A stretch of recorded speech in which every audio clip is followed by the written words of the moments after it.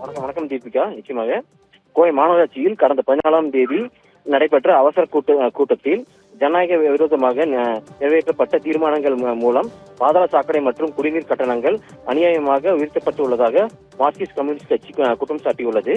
இதை கண்டித்து அக்கட்சியினர் கோவை மாநகராட்சி அலுவலகத்தை முற்றுகையிட்டு போராட்டத்தில் ஈடுபட்டு வருகின்றனர்.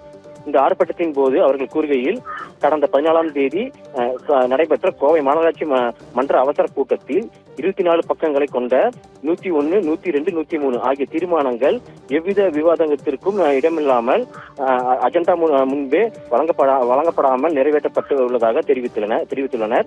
இம்மூன்று அஜெண்டாக்களுமே மாநகராட்சியில் இதுவரை இல்லாத அளவிற்கு கட்டணத்தின் பார்வையை அடிப்படையாக கொண்டு பாதாள சாக்கடை திட்டங்களை தொகை மற்றும் குடிநீர் கட்டணத்திற்கான வைப்பு தொகை ஆகியவற்றை தீர்மானித்தும் உள்ளனர்.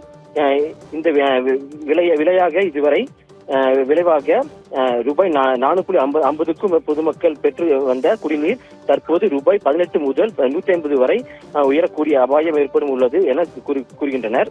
தமிழ்நாடு குடிநீர் வடிகால் வாரியத்திற்கு 1000 லிட்டருக்கு ரூபாய் 2000 மட்டுமே மாநகராட்சி செலுத்தி வந்த நிலையில் பொதுமக்களிடம் மொத்தமாக கொள்ளையடிக்கும் அநியாய கட்டண உயர்வை மார்க்சிஸ்ட் கம்யூனிஸ்ட் கட்சி வன்மையாக கண்டிக்கத்தக்கதாக கூறுகின்றனர்.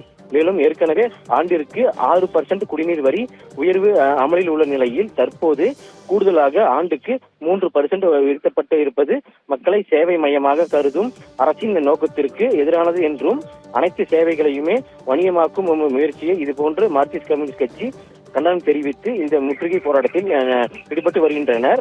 கோவை மாநகராட்சி அலுவலகத்தை மார்க்சிஸ்ட் கம்யூனிஸ்ட் கட்சியினர் முற்றுகையிட முயன்ற பொழுது காவல்துறையினருக்கும் மார்க்சிஸ்ட் கட்சியினருக்கும் இடையே வாக்குவாதம் ஏற்பட்டு தள்ளுமுள்ளு ஏற்பட்டது. அவர்களை காவல்துறையினர் குண்டுகட்டாக இழுத்து சென்று வானத்தில் ஏற்றி கைது செய்து அழைத்து சென்றுள்ளனர். தீபிகா.